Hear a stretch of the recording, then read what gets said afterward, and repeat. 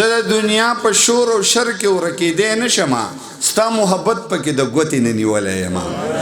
ما ستا په سترګو کې د خپلې مینې خوب لیدلی که دا بخلی وم جو زه به خدای بخلی یم ما ستا په سترګو کې د خپلې مینې خوب لیدلی که تا بخلی وم جو زه به خدای بخلی یم بسم الله الرحمن الرحیم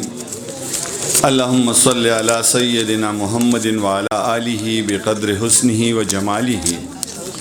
ډیر محترم صدر مشاعره استاد رحمت شاہ سائل صاحب ډیر محترم کوربا شاذاللہ خان اسیر صاحب سیاسی مبارزینو ادریس خان اظهار خان او زمونږ د پښتنو بلبلان نیازک خان او تر صاحب درمان صاحب تاج صاحب اعظم او غنی غرزن او د میخبن کلی ماته داسې ښکاري چې د بل ځای پکې هېڅوک نشته که چېرته د پیر خیلو پکې چېرته یو کس دوه درې وي وه تاسو ته زه ډېر زیات سلامونه وړاندې کوم ډېر درناوی درته لرم ادریس خان دا ټول یو لاس خلک دی او ځکه د دې جګي نتایج د قام د ګټې په صورت کې مونږ یینو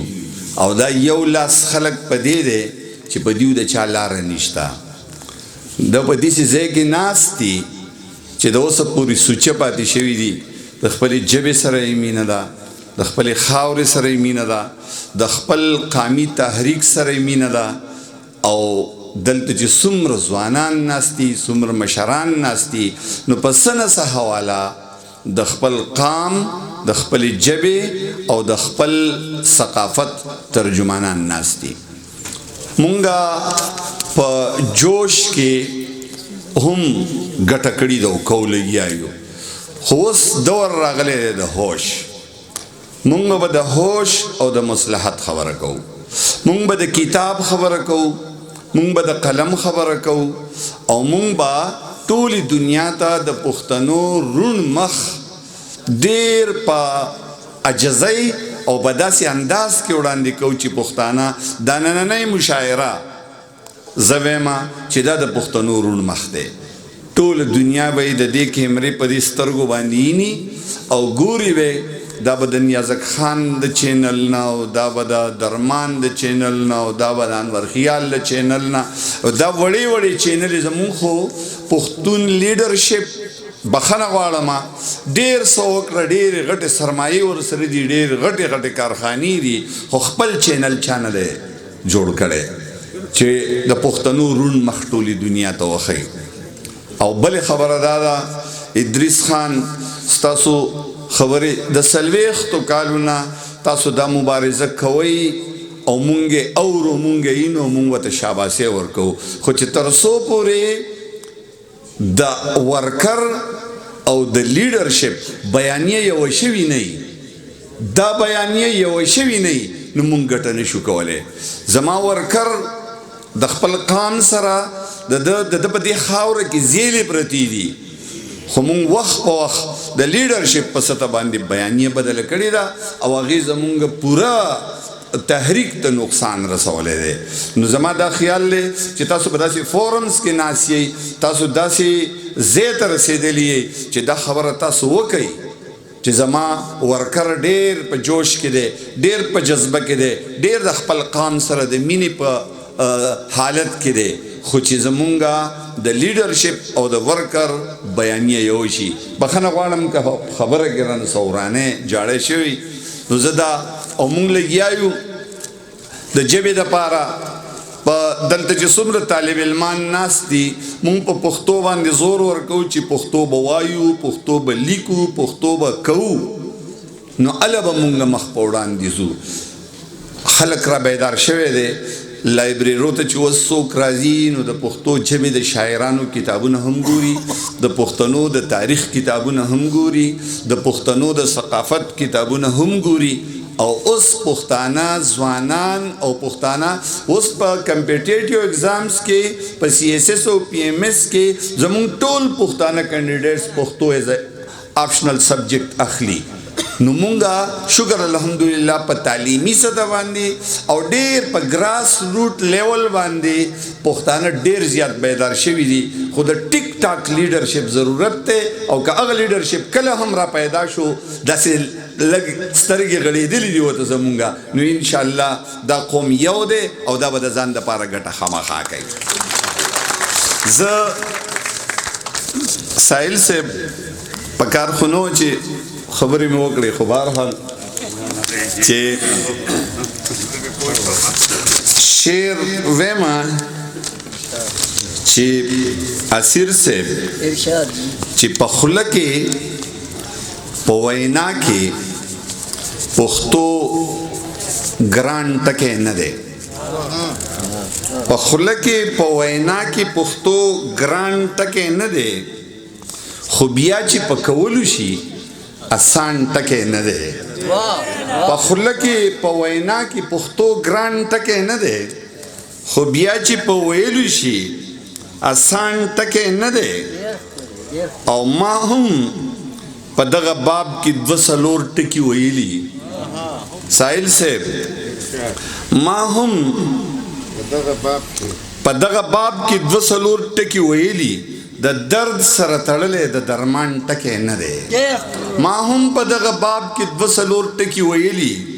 د درد سره تړلې د درمان ټکی نه دی او مونږ مینه د خوبونو په دنیا کې هم پاللی مونږ مینه د خوبونو په دنیا کې هم پاللی مونږ زړه ته غورځولې د تاوان ټکی نه دی مونږ مینه د خوبونو په دنیا کې هم پاللی مونږ زړه ته غورځولې د تاوان ټکی نه دی د ټکي په څه وخت کې د مانو نه بې پروایي عناد د خدای دپاره هسې وران ټکی نه دی څه ټکي په څه وخت کې د مانو نه بې پروایي عناد د خدای دپاره هسې وران ټکی نه دی او پتا د پښتنو د ورشوګانو سیل حرام دی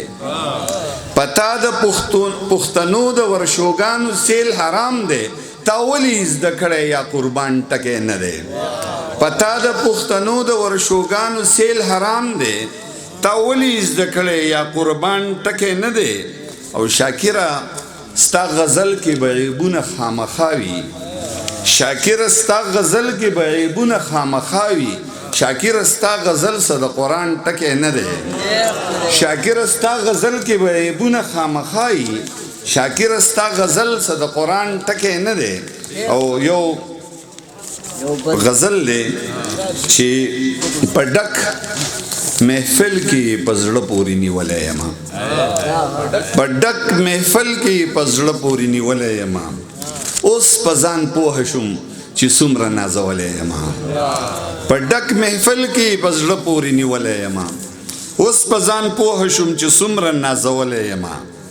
او د زمانې د هر فریب نه یې ساتلی یم د زمانې د هر فریب نه یې ساتلی یم خیر دی که هر وخت یې په سترګو کې خوړلی یم د زمانې د هر فریب نه یې ساتلی یم خیر دی که هر وخت یې په سترګو کې خوړلی یم او لکه باچای د خپل حسن په تخ کېنولم لکه باچای د خپل حسن په تخ کېنولم لکه ملنګ یې په کوڅو کې ګرځولی یم لکه باچای د خپل حسن په تخ کېنولم لکه ملنګ یې په کوڅو کې ګرځولی یم او که زما خاوره ده که فکر دی که خوی خصلت دی که زما خاوره ده که فکر دی که خوی خصلت دی په هر لحاظ باندې د ټول جهان نه ښکلی یم که زما خاوره ده که فکر دی که خوی خصلت دی په هر لحاظ باندې د ټول جهان نه ښکلی یم او ما ستا په سترګو کې د خپلې مینې خوب لیدلی ما ستا په سترګو کې د خپلې مینې خوب لیدلی که دا بخلی وم جو زه به خدای بخلی یم ما ستا په سترګو کې د خپلې مینې خوب لیدلی که تا بخلی وم جو زه به خدای بخلی یم او زه د دنیا ما ستا په سترګو کې د خپلې مینې خوب لیدلی که تا بخلی یم جو زه به خدای بخلی یم او زه د دنیا په شور او شر کې ورکېدی نشم زه د دنیا په شور او شر کې ورکېدی نشم ستا محبت پکې د ګوتې نه نیولی یم زه د دنیا په شور او شر کې ورکېدی نشم ستا محبت پکې د ګوتې نه نیولی یم او زه داسې لوز یم چې چرته به هم مات نشم زه داسې لوز یم چې چرته به هم مات نشم زه د شاکر د زړه د تل نه راوتلی یم ډېره زیاته مهرباني